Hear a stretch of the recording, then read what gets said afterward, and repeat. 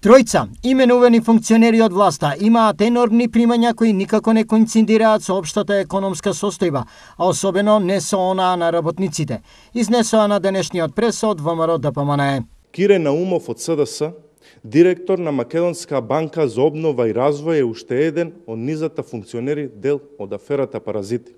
Наумов, кој беше дополнителен заменик министер за финансии на СДС, денес месечно зема над 2.500 евра плата.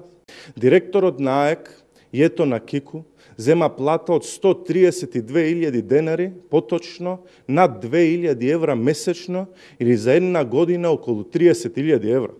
Уште еден во низата функционери со високи плати е и Славко Пројковски, финансов директор во Телеком, каде собственост има и државата, е со плата од над 6.000 евра месечно.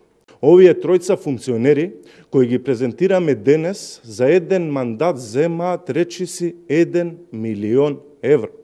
Што сработиле овие тројца функционери и кој е бенефитот кој го има државата од нивното работење за тие, за еден мандат да наплатат 1 милион евра?